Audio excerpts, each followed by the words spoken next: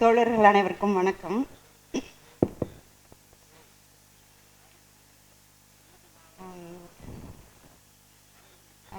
நூலை வெளியிட்டு சிறப்புரையாற்றவிருக்கும் தோழர் தொல் திருமாவளவன் அவர்களுக்கும், எழுத்தாளர் இமயம் பேராசிரியர் ஸ்டாலின் ராஜாங்கம், இயக்குனர் கோபி நயினார், பிரித்யுக்ஷா காவல் ஆய்வாளர் பிரித்யுக்ஷா, மொழிபெயர்ப்பாளர் ஜேம்ஸ், ஸ்டார் கிரேஸ் பானு, தெரியல, திருநங்கை பிரஸின் editor sub editor Aadhav Raj அவர்கள் அனைவருக்கும் என்னுடைய நன்றியை தெரிவித்துக் கொள்கிறேன். ஓகே, முதல்ல நான் கிரேஸ் பானு தோழருக்கு ரொம்ப நன்றி சொல்ல விரும்புகிறேன். 2 காரணம். ஒன்று, திருநங்கை பிரஸ் அப்படிங்கிற நான் அவங்க புக் ஃபேரில் 2022 பார்க்கும்போதே நான் கேட்டேன், இது இந்தியாவிலேயே இல்லை உலகத்திலேயே திருநர் கம்யூனிட்டிக்குன்னு ஒரு பப்ளிகேஷன் இருக்கிறது இதுவாக தானே இருக்கும் அப்படின்னு கேட்டேன். ஆமாம், அப்பயும் அவங்க அப்படி தான் சொன்னாங்க. ஸோ இது உலகத்திலேயே அது நம்ம ரொம்ப பெருமைப்பட வேண்டிய விஷயம். ஒரு பப்ளிகேஷன் திருநர் கம்யூனிட்டிக்கு அப்படின்றது ரொம்ப மகிழ்ச்சியான விஷயம், ரொம்ப பெரிய விஷயம். நாம் எல்லாருமே ஒவ்வொருத்தரும் இதை நம்மளுடைய பதிப்பகமாக கொண்டாட வேண்டிய ஒரு பெருமிதம் அப்படின்றது. 2வது, தோழர் ஒரு திருநர் கம்யூனிட்டியோட உரிமைகளுக்கு ரெப்ரசன்ட் பண்ணி ஒரு அமைப்பாக இயங்கினாலும் அவங்க பரந்துபட்ட அளவில் இன்னைக்கு தலித் பெண்களுக்கு ஒரு இன்டெலெக்சுவல் ஸ்பேஸ் இல்லை அப்படிங்கிறது ரொம்ப ஒரு வருத்தத்துக்குரிய உண்மையாக இருக்குது. நிறைய அமைப்புகள் இருந்தாலும் அந்த இன்டெலெக்சுவல் ஸ்பேஸ் நிஜமாவே ஒரு பெரிய வெற்றிடமாக இருக்கிற சூழலில் ஒரு என்ன சொல்கிறது, ஒரு கம்யூனிட்டி அடையாளத்தோடு இயங்கினாலும் ஒரு பொது ஐடென்டிட்டியை அவங்க எடுத்துக்கிட்டு எல்லாரும் வாங்க, விளிம்பு நிலையில் இருக்க எல்லாரும் வாங்க, ஒடுக்கப்பட்ட நிலையில் இருக்க எல்லாரும் வாங்க, பெண்கள் வாங்க, எல்லாரும் வாங்கன்னு அரவணைச்சு ஒரு முன்னெடுப்பை எடுத்திருக்காங்க. ஸோ நான் கிரேஸ் பானு தோழருக்கு என்னோட வாழ்த்துக்களையும் நன்றியையும் நான் தெரிவிச்சுக்கிறேன். எனக்கு தனிப்பட்ட முறையில் நன்றி சொல்கிறதுக்கும் ஒரு விஷயம் இருக்குது. நான் ஆக்சுவலி இது ஏதாவது என்னோட நூல் திறனாய்வு கூட்டத்திலேயோ எப்பயோ சொல்லணும்னு நினச்சிருந்தேன். பட் அவங்களோட மேடையவே நான் நம்ம மேடை தான், அதையே நான் பயன்படுத்தி நான் இந்த சூழலில் தோழருக்கு என்னோட நன்றியை, அன்பை நான் தெரிவிச்சுக்கணும்னு நினைக்கிறேன். காரணம், இந்த செந்நிலம் நூல் சிறுகதை தொகுப்பு வெளியிட்டப்போ அது என்னன்னா, அந்த சால்ட் பதிப்பகம் வெளியிட்டாலும் திருநங்கை பிரஸ் பப்ளிகேஷன் அதை அவங்களோட நூலாக அவங்க அந்த பதிப்பகத்தில் வந்த நூலாக அவங்க அதை கொண்டாடினாங்க. அது ஏன்னு எனக்கு நிஜமாவே எப்படி அது நடந்ததுன்னு நான் ஜாய்கிட்ட கூட பல தடவை கேட்டேன். அங்கே இருக்க நூல்களை விடவும் அவங்க கிரேஸ் பானத்தோட எப்போ போனாலும் செந்நிலம் நூலை தான் யாருக்காவது ரெஃபர் பண்ணிட்டு இருந்தாங்க. ஸோ அது அந்த புக் ஃபேரில் நல்லா போச்சு, பெஸ்ட் செல்லராக இருந்துச்சுன்னா அதுக்கு காரணம் தோழரோட அன்பும் அரவணைப்பும் தான். அதோட அந்த நூலில் செந்நிலம் தொகுப்பில் இருந்த ஒரு கதை சமீபத்தில் என்ன சொல்கிறது, அது திருடப்பட்டு திரிக்கப்பட்டு ஒரு பார்ப்பன கதையாக மாற்றப்பட்ட ஒரு இஷ்யூ சமீபத்தில் போச்சு. சீயிங் ரெட் அப்படிங்கிற ஒரு ஷார்ட் ஃபிலிமில் என்னுடைய தொகுப்பில் இடம்பெற்ற செவ்வர்லி பூச்சரம் அப்படிங்கிற கதையை அப்ராப்ரியேட் பண்ணியிருந்தாங்க, பிளேஜரிசம் அண்ட் அப்ராப்ரியேஷன். ஸோ இதை பற்றி நான் சமீபத்தில் ஒரு ஸ்டேட்மெண்ட் வெளியிட்டேன். அதுக்கு என்ன மாதிரியான சப்போர்ட் இருக்கும் அப்படின்னு எனக்கு அது ஒரு தயக்கம் இருந்தது.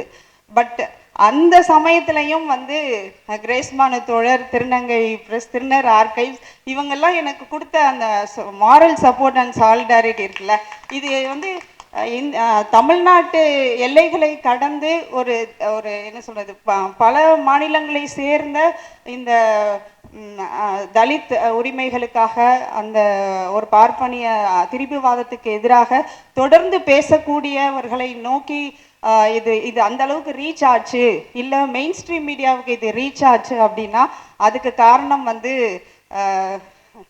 தோழர்கள் கொடுத்த சப்போர்ட் தான். குறிப்பாக திருநங்கை பிரஸ். நான் இந்த தருணத்தில் நான் இந்த நூலோட மதிப்புரைக்கு போகிறதுக்கு முன்னாடி நான் அதை சொல்லிக்கணும்னு நினைக்கிறேன். பி.கே. ரோசி மலையாள சினிமாவின் தாய். அது வந்து அந்த இமேஜ் இருக்குல்ல, அது ரொம்ப பெருசு ஆக்சுவலி. அதுக்கு அந்த அப்படி ஒரு இமேஜை வந்து என்ன மாதிரியான ஒரு ஒரு மேடையில் அப்படி ஒரு ஒரு பிரம்மாண்டமான ஒரு ஒரு கதாபாத்திரமா ஒரு சித்திரமா நம்ம மைண்ட்ல இருக்காங்கல்ல, அதை எப்படி ஒரு அந்த அதை பத்தி வந்து ஒரு நூலை எப்படிப்பட்ட மேடையில் வந்து ரிலீஸ் பண்ணணும் அப்படின்றது இருக்குல்ல அந்த தாட். நம்ம பொதுவாக நூல் வெளியீடுனா ஒரு சின்ன அரங்கத்தில் தான் யூஸ்வலாக ஒரு 50 பேர்கிட்ட வர்ற அரங்கத்தில் தான் பண்ணுவோம்.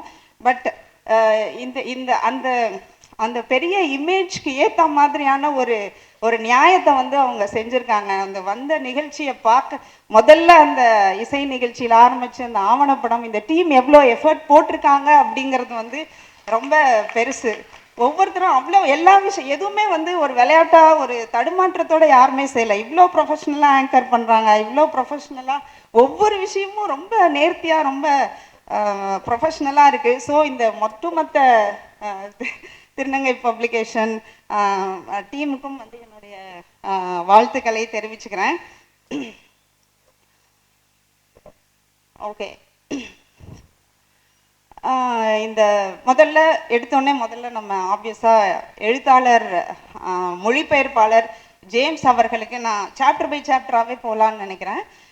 ஜேம்ஸ் வந்து எனக்கு ஒரு ஒரு 4-5 ஆண்டுகளுக்கு முன்னால் எனக்கு தெரியும். அவர் மொழிபெயர்த்திருக்காரு மாவீரன் அய்யன்காளி அப்படிங்கிற நூலை. அவர் நீலம் பதிப்பகத்தில் வெளிவந்திருக்கு. அவரோட பொலிட்டிக்கல் கிளாரிட்டி எப்படி இருக்கும் ஒரு மொழிபெயர்ப்பாளராக அப்படிங்கிறத அவரோட இந்த மொழிபெயர்ப்பாளர் குறிப்பை வந்து படித்தா தெரியும். இந்திய மாநிலங்களில் ரொம்ப முற்போக்கான மாநிலங்கள்னால் தமிழ்நாடு அண்டு கேரளா.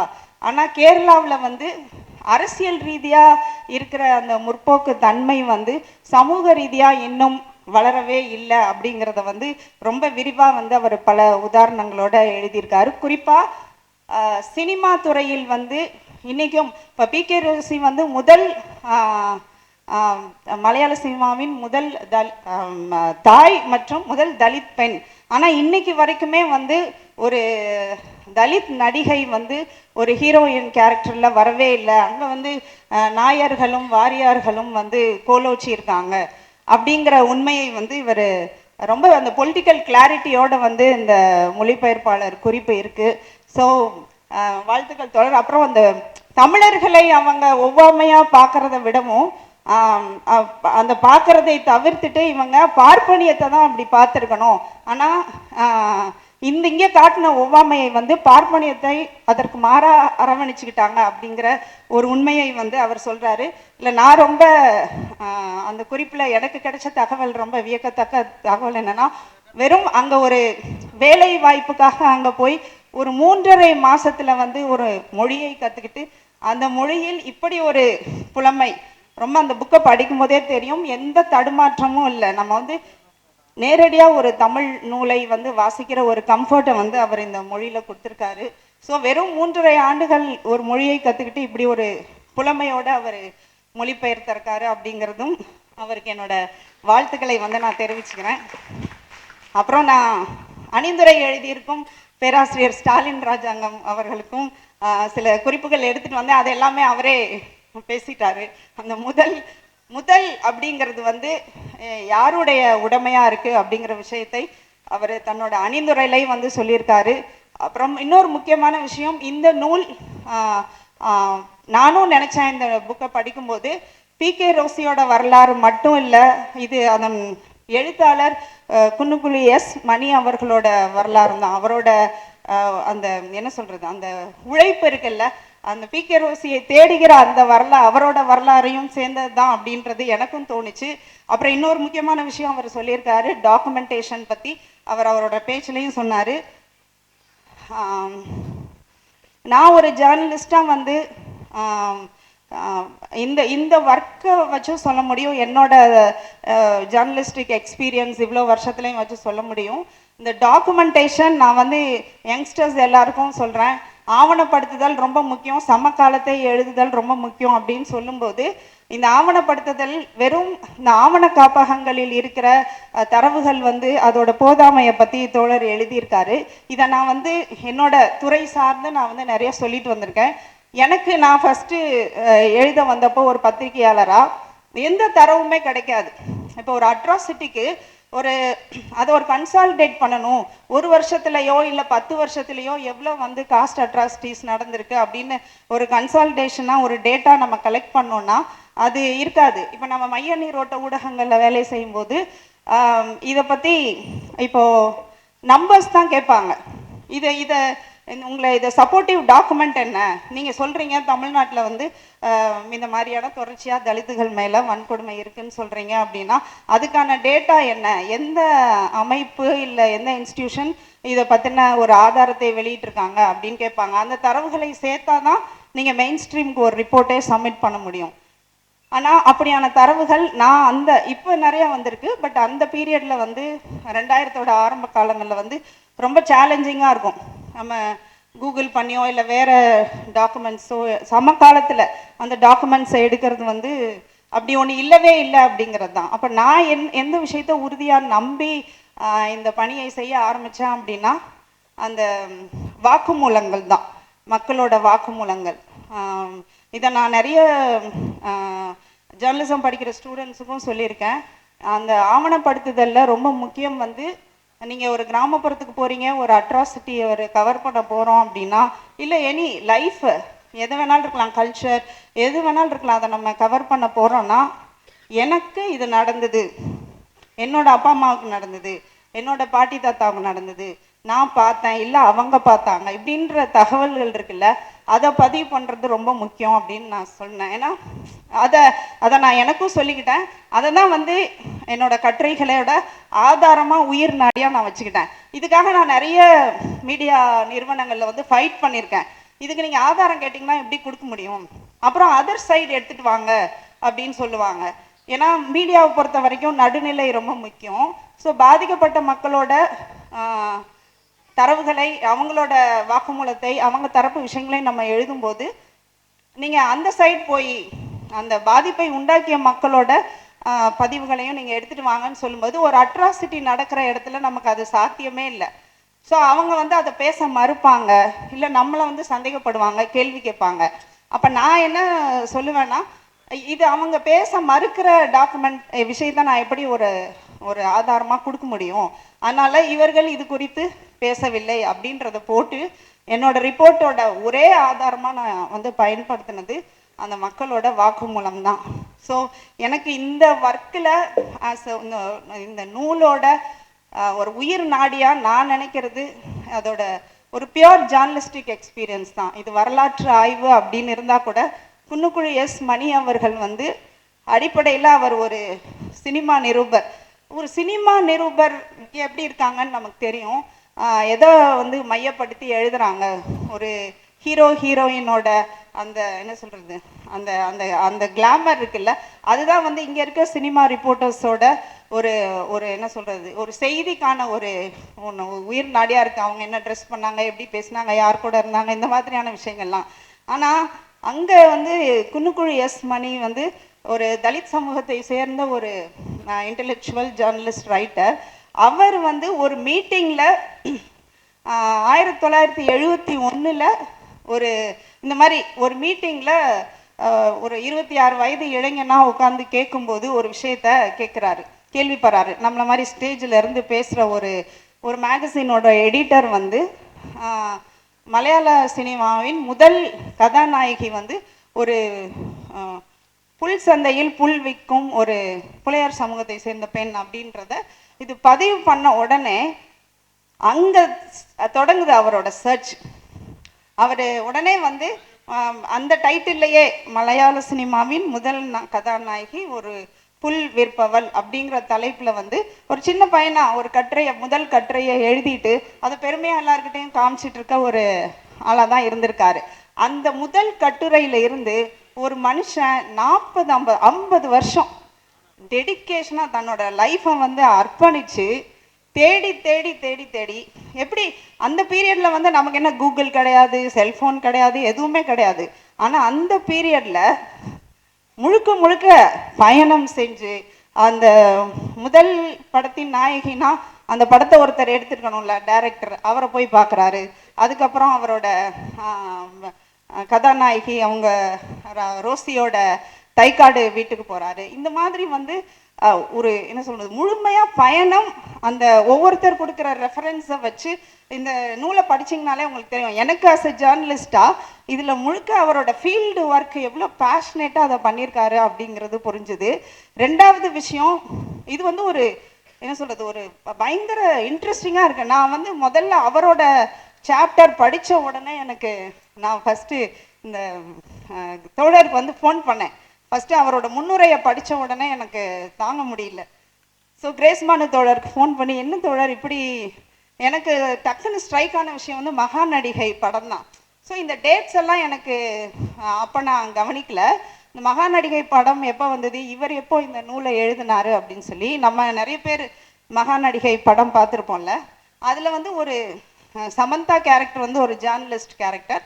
அந்த கேரக்டர் வந்து சாவித்திரி இறந்து போயிடுவாங்க. ஸோ சாவித்திரியோட அந்த இறப்பில் இருந்து அவங்களோட வாழ்க்கையை வந்து பின்னோக்கி சர்ச் பண்ணி ஒரு பதிவு, முழுமையான பதிவு. எனக்கு தனி வேணும்.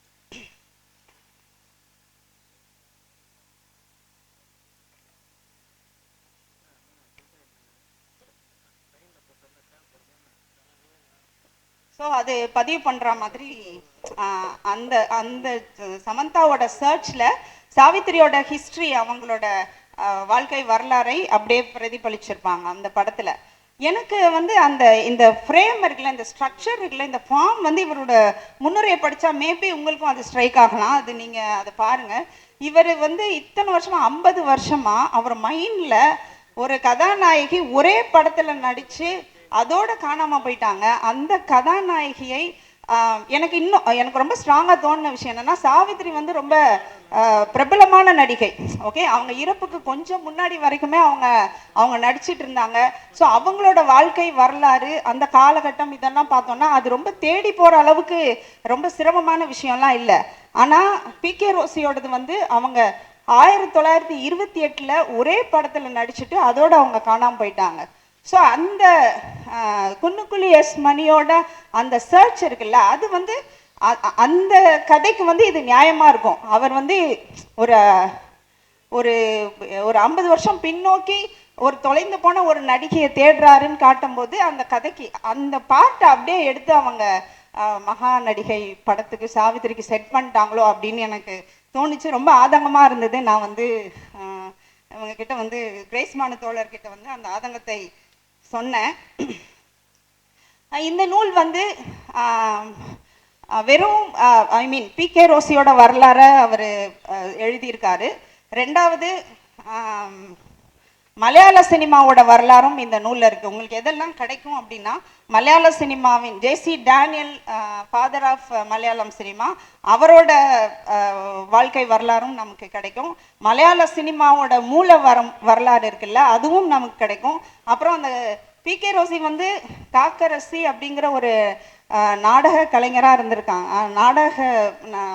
பழங்குடியோட நாடக வடிவத்தில் அவங்க நாடக நடிகையாக இருந்திருக்காங்க. இதில் நம்ம தெரிஞ்சுக்க வேண்டிய இன்னொரு விஷயம் என்னென்னா, அவங்க வெறுமனே first actress of heroine of Malayalam cinema மட்டும் இல்லை, முதல் பெண் நாடக நடிகையும் வந்து அவங்க தான். மலையாள நாடக வரலாறில் முதல் பெண் வேடமேற்ற நடிகையும் வந்து பிகே ரோசி தான். அந்த பெருமையும் வந்து அவங்களுக்கு இருக்குது. ஸோ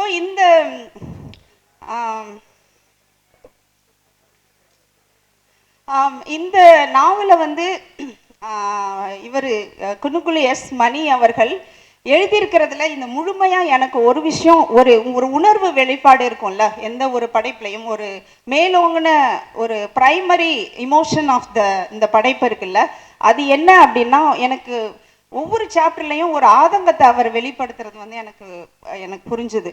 அவர் ரொம்ப கோபத்தில், ரொம்ப ஆதங்கத்தில் இந்த ஒரு இந்த பிகே ரோசியோட பெருமையை சிறுமைப்படுத்துகிற, இல்லை அதை அழித்தொழிக்கிற ஒரு போக்கையும் சரி, அவரோட என்ன சொல்கிறது உழைப்பை இருக்குல்ல, அதை திரிபு பண்ணுற, அதை வந்து மடைமாற்றுகிற ஒரு போக்கையும் சரி, அதற்கு ஒரு எதிர்வினையாக தான் இந்த நூலை அவர் எழுதியிருக்காரோ அப்படின்னு எனக்கு தோணுச்சு.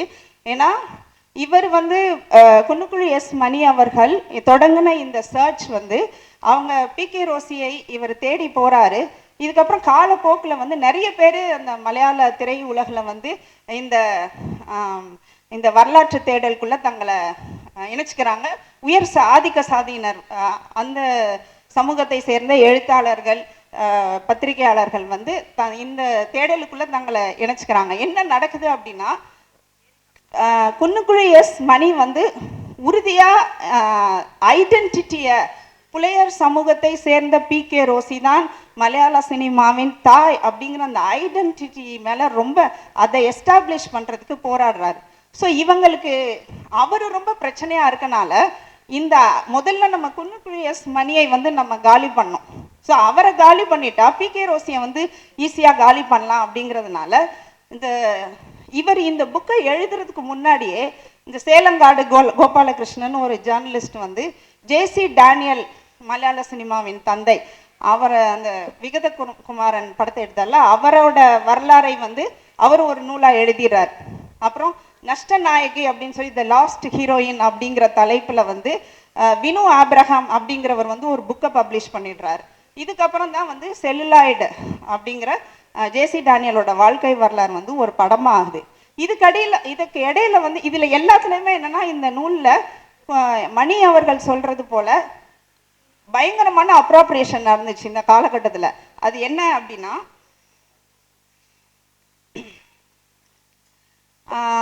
ரோசியோட ஒட்டுமொத்த ஐடென்டிட்டியையும் திரிக்கிற வேலையை இந்த 3 படைப்புகள், முக்கியமான படைப்புகள், ஜேசி டேனியலோட வாழ்க்கை வரலாறு, அப்புறம் வினு ஆப்ரஹாமோட லாஸ்ட் ஹீரோயின், இது 3லையும் வந்து ரோசி பத்தின பொய்கள் நிறைய சொல்லப்பட்டிருக்கு. அதுல முக்கியமான விஷயம் என்னன்னா, அவங்க வந்து ஒரு புலையர் சமூகத்தை சேர்ந்தவர் இல்லை, அவங்க ரோசின்னு பேர் இருக்கனால அவங்க வந்து ஒரு ஆங்கிலோ இண்டியன் அப்படின்ற முதல் பொய்யை வந்து இவங்க எல்லாரும் சேர்ந்து கட்டமைக்கிறாங்க. ஏன்னா முதல் பெண் நடிகை மலையாள சினிமாவின் தாய், அந்த ஃபர்ஸ்ட்டுங்கிற விஷயம் வந்து ஒரு புலையர் சமூக பெண்ணுக்கு போகக்கூடாது அப்படிங்கிறதுனால அவங்கள ஆங்கிலோ இண்டியன் பெண் அப்படிங்கிற ஒரு கட்டமைப்பை வந்து செய்கிறாங்க.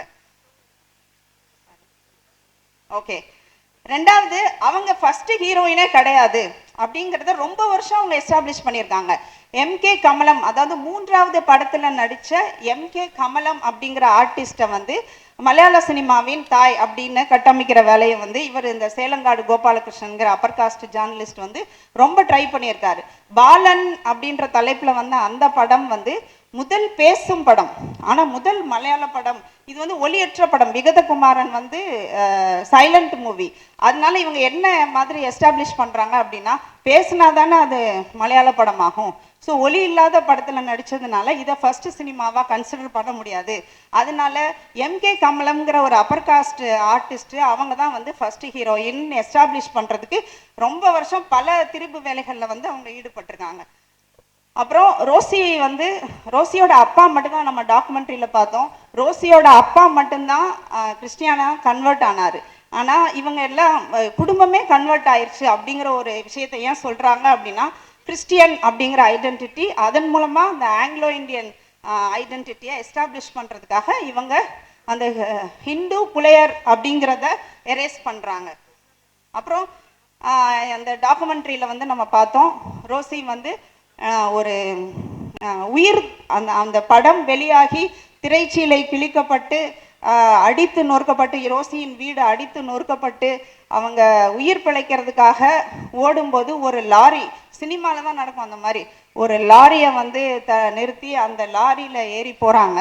அது இந்த டாக்குமெண்ட்ரியில் இருக்குதானே? ஆமாம், அப்படி போகிறாங்கல்ல.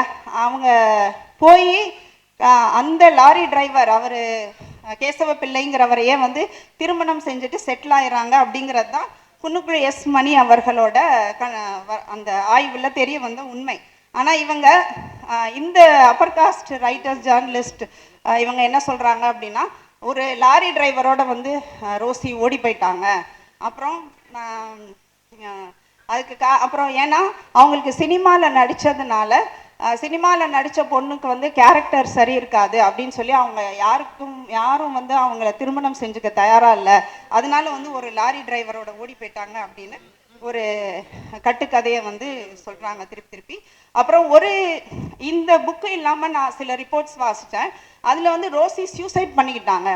அவங்களோட அவங்க உயிர்க்காக தப்பிச்சு போனதுக்கு அப்புறம் அவங்களுக்கு என்ன ஆச்சுன்னே தெரியல. ஸோ அவங்க இந்த கதையெல்லாம் வந்து மணி அவர்களோட ஆய்வு உண்மைகள் எல்லாம் பொய்யா இருக்கக்கூடும் அப்படிங்கிற மாதிரி சில டாக்குமெண்ட்ரிஸ்ல அந்த மாதிரி ரோசி சூசைட் பண்ணிக்கிட்டதா எஸ்டாப்ளிஷ் பண்றாங்க.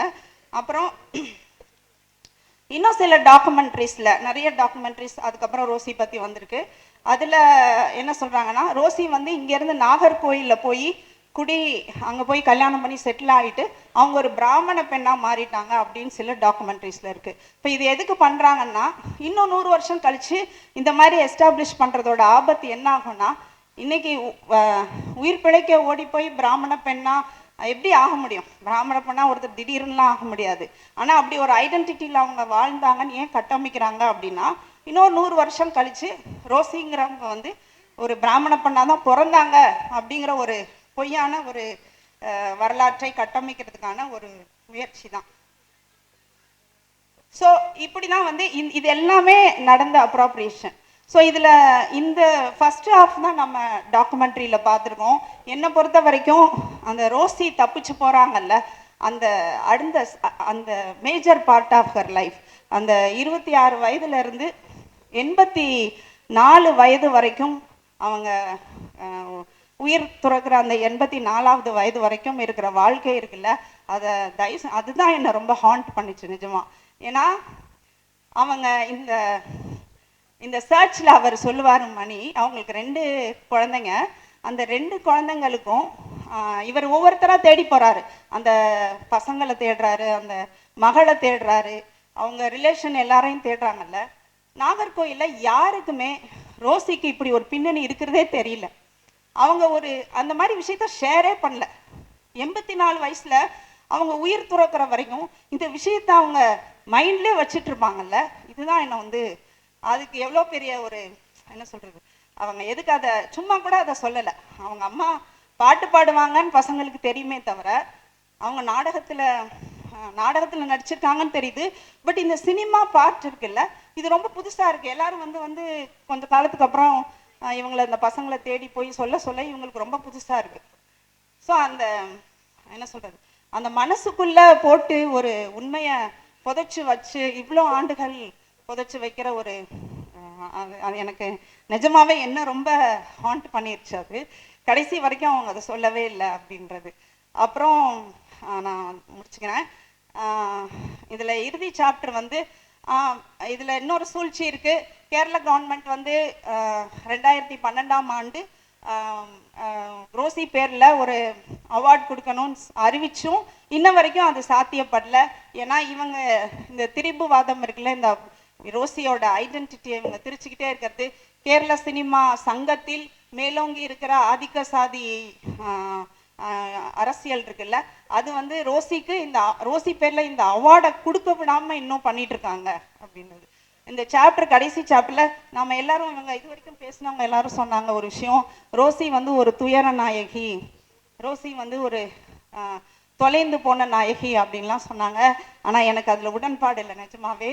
ஏன்னா 1928 அண்ணல் அம்பேத்கர் வந்து தொழிலாளர் உரிமைகளுக்காக அட்வொகேட் பண்ணிருக்காரு.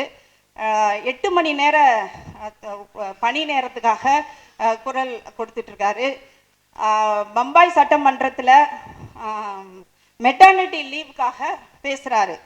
1928 அது நடந்துகிட்டு இருக்கும்போது அதை பத்தி எதுவுமே தெரியாத ஒரு கிராமத்துல, ஒரு சேரியில, ஒரு குடிசை வீட்டில் வாழ்ற ஒரு புலையர் சமூக பெண், எல்லா விதமான சாதிய ஒடுக்குமுறைகள், நீங்க தெருவில் நடந்து போனாலே வந்து அது குற்றமா பார்க்கப்படுற ஒரு சூழல்ல ஒரு பெண் தைரியமா ஒரு முடிவெடுக்கிறாங்க. சினிமானா என்னன்னே தெரியாது, அவங்க வந்து நாடக நடிகை தான். இந்த கேமரா நம்மளை யோசிச்சு பாருங்க, அந்த காலகட்டத்தில் வச்சு பாருங்க, தைரியமா ஒரு முடிவெடுக்கிறாங்க.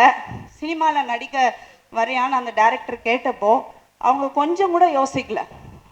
அந்த தைரியம் இருக்குல்ல, அவங்க எப்படி வந்து ஒரு துயரமான ஒரு பெண்ணா இருக்க முடியும் அப்படிங்கிற ஒரு கேள்வி வந்து எனக்கு வந்துச்சு.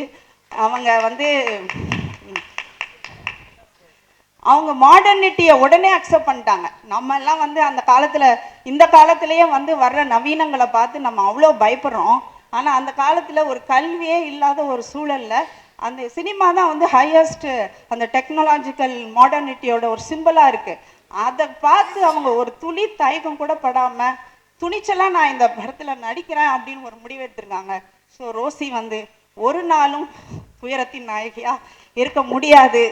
என்னை பொறுத்த வரைக்கும் சச் அ பிரேவ் உமன், அவங்க ஒரு வாரியர்.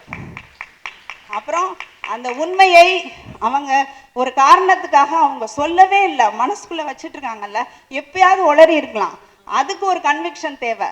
அது அவங்க அது நம்ம நெகட்டிவா நிறைய பார்க்கலாம். பட் அந்த மன உறுதி இருக்கிறவங்க கண்டிப்பா ஒரு ஒரு ஒரு துயரமானவங்களா இருக்க முடியாது. அப்படிங்கிறது, துயரத்தை சுமந்தவங்களா இருக்க முடியாது, அந்த தைரியம் இருக்குல்ல, அதுதான் வந்து இன்னைக்கு 2025 இந்த மேடையில் நாம் எல்லாரும் அவங்கள பேசுகிற அளவுக்கு கொண்டு வந்து நிறுத்தியிருக்கு. அந்த இமோஷன், அந்த பிரைமரி உணர்ச்சி, பிரைமரி கேரக்டர் ஆஃப் அந்த பி.கே. ரோசி இருக்குல்ல, அது வந்து அவங்க ஒரு மிகுந்த துணிச்சல் மிகுந்த பெண் அப்படிங்கிறத கூறிக்கொண்டு நான் விடைபெறுகிறேன். நன்றி, வணக்கம்.